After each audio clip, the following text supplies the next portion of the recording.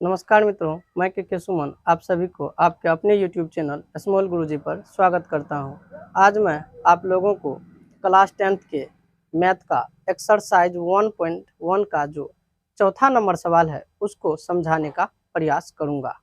तो चलिए बिना समय गवाए आपको सवाल से मुलाकात कराते हैं।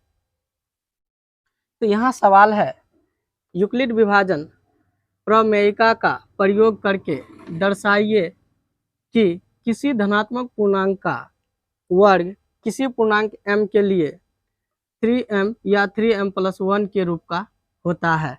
तो आपको जो दिखाना होता है उस हिसाब से हम लोग काम करते हैं। और यहाँ जो प्रश्न है, दर्शाइए कि किसी धनात्मक पूर्णांक का वर्ग, तो हम लोग यहाँ हल करेंगे और लिखेंगे माना वह धनात्मक पूर्णांक बराबर a तथा माना b बराबर 3। क्यों मानेंगे? जो सवाल में सिद्ध करने के लिए होता है, यहाँ पर जो भी अंक रहेगा उसी को हम लोग भी मानते हैं, इसीलिए यूक्लिड विभाजन एल्गोरिथम से। तो यूक्लिड विभाजन एल्गोरिथम का कथन है a बराबर बी क्यू प्लस आर, जहाँ 0 <= r b। इसका मतलब है कि r का जो वैल्यू है वो 0 से बड़ा होगा, नहीं तो 0 के बराबर होगा, और b से हमेशा छोटा। अब अपने लोग b का स्थान पर 3 को रख करके देखते हैं। तो अब यहाँ पे स्टेप चेंज करेंगे और b की जगह पर 3 रखेंगे, फिर q प्लस आर, जहाँ 0 <= r 3। 3 क्यों रखेंगे? क्योंकि b का स्थान पर 3 आ चुका है। तो अब इससे पता चलता है r का जो वैल्यू होगा वो 3 से हमेशा छोटा होगा। तो 3 से छोटा होगा तो यहाँ हम लोग लिख लेंगे r का संभव मान 0, 1, 2। तो अब हम लोग क्या करेंगे, r के स्थान पर पहले 0 लेंगे, फिर 1 लेंगे, फिर 2 लेंगे और उसका वर्ग करके चेक करेंगे कि 3m या 3m+1 के रूप का होता है या नहीं। तो अब यदि r बराबर 0 तो a बराबर 3q प्लस 0, तो उसमें 0 जोड़ने पर वही आएगा। तो फिर इसका हम लोग वर्ग करेंगे, तो वर्ग किए तो वर्ग करने पर 3q का वर्ग करने पर 9q² हो गया। इसमें हम लोग 3 कॉमन लिए हैं, 3 कॉमन लिए तो 3q² अंदर में बच गया है। तो इसके स्थान पर मान लेंगे, माना 3q² बराबर m, तो आपको a² बराबर क्या हो जाएगा, इतना के स्थान पर m दे देंगे, तो a² बराबर 3m।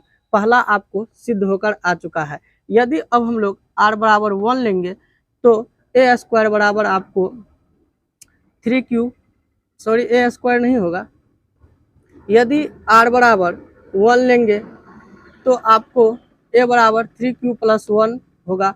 और सवाल में कहता है कि किसी संख्या धनात्मक संख्या का या पूर्णांक का वर्ग, तो वर्ग करेंगे, तो वर्ग करने पर आपको ये सब आ रहा है a² plus 2ab plus b²।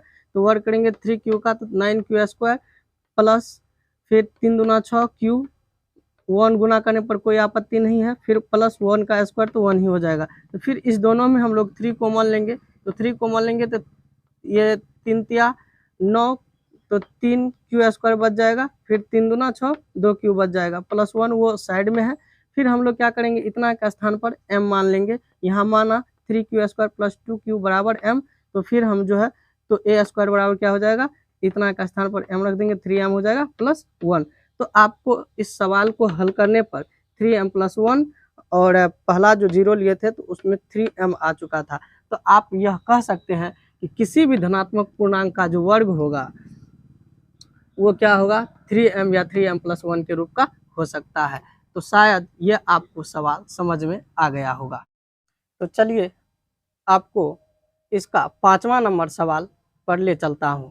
तो इसका 5वां नंबर सवाल है, यूक्लिड विभाजन प्रेमिका का प्रयोग करके दर्शाइए कि किसी धनात्मक पूर्णांक का घन 9m+1 या 9m+2 के रूप का होता है।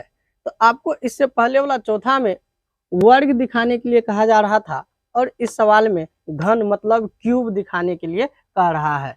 तो आपको इसको हल करने का प्रयास किया गया है, पहले ही इसको मैं बोर्ड पर व्यवस्थित करके रखा हूँ। तो इसमें जो है सबसे पहले जो क्वेश्चन करता है उसको मानते हैं।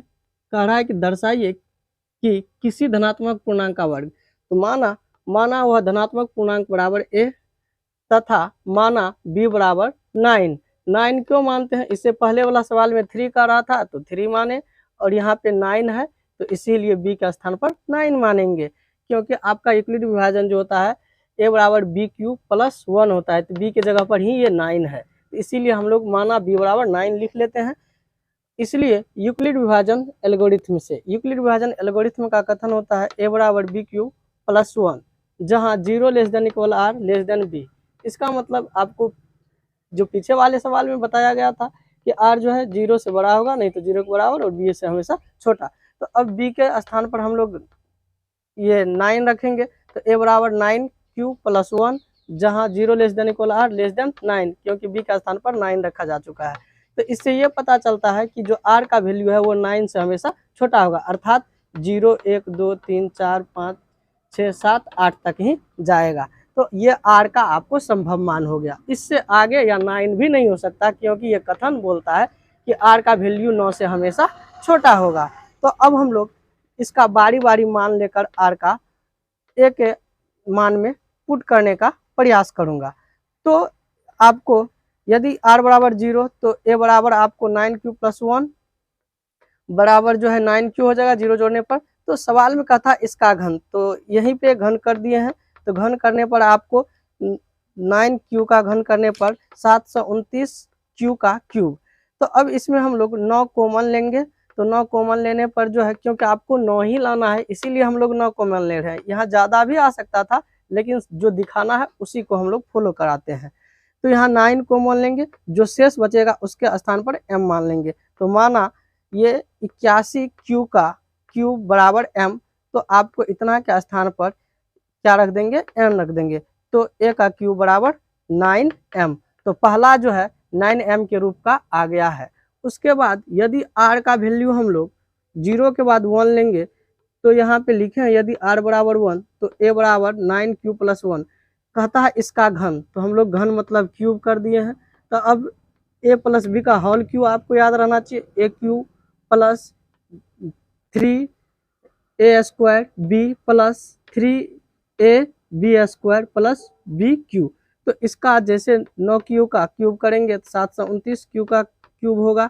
फिर प्लस आपको यहाँ पर इसका जो प्रोसेस था वो 3 से 3 तिया ये 9 81 गुना 3 किए, तो आपको ये 243 क्यू स्क्वायर आया। और फिर आपको 9 तिया 27 क्यू, फिर 1 का क्यूब करेंगे तो 1 ही आएगा। तो अब उसके बाद आपको यहाँ पर हमको 9 कॉमन में रखना है, क्योंकि ऐसा ही कुछ पुराना है। और शेष जो है इसके अंदर में जो कॉमन आएगा, और 1 को साइड में रखना ही है। आप यहाँ देख सकते हैं कि साइड में 1 रहना चाहिए और शुरुआत में 9 रहना चाहिए, बीच में m। तो जो बीच में कॉमन लेने के बाद जो बीच में जो भी अंक आएगा उसको हम लोग क्या मान लेंगे, m। तो m मानने पर आपको a का क्यूब बराबर 9m प्लस 1। तो दूसरा जो दिखाना है वो भी आ चुका है। अब तीसरा, यदि r बराबर 2 लेंगे, तो a बराबर जो है 9 क्यू प्लस 2 होगा। तो उसका घन करेंगे, घन करने पर आपको जो फॉर्मूला है a cube plus 3a square b plus 3a B square plus B cube. तो फिर उसको हम लोग जब हल किए तो ये 729 का क्यूब आया है, फिर 486 क्यू स्क्वायर आया है, फिर प्लस में एक ये क्या कहते हैं 108 क्यू प्लस 8 है। तो अब फिर इसमें हमको शुरुआत में 9 कॉमन रहना चाहिए और अंत में 8। तो बीच में जो भी आएगा उसके स्थान पर m मान लेंगे। यहाँ पर m माना जा चुका है, तो a का यहाँ पे क्यूब नहीं लिखा गया था, a का क्यूब बराबर हो जाएगा 9m प्लस 8। तो आप देख लिए कि पहला जब r का वैल्यू 0 लिए तो 9m आ चुका है। अगर r का वैल्यू हम लोग 1 लेते हैं तो 9m प्लस 1 आया, और r का वैल्यू ये 2 लेंगे तो उसका जो मान है उसका जो घन किए तो घन जो है आपको 9m प्लस 8 आ चुका है। तो आप लिख सकते हैं, अतः किसी भी धनात्मक पूर्णांक का घन 9m या 9m प्लस 1 या 9m प्लस 2 के रूप का हो सकता है। तो ये सवाल आपको पूरा का पूरा समझ में आ जाएगा, बहुत आसान है। और आपको यहाँ पर जो भी रहेगा बी का स्थान पर वही मानना पड़ेगा। तो इन्हीं ये आपका जो इस चैप्टर में जो आपका सवाल था, ये चैप्टर खत्म हो चुका है। और इन्हीं शब्दों के साथ आप सभी को जय हिंद।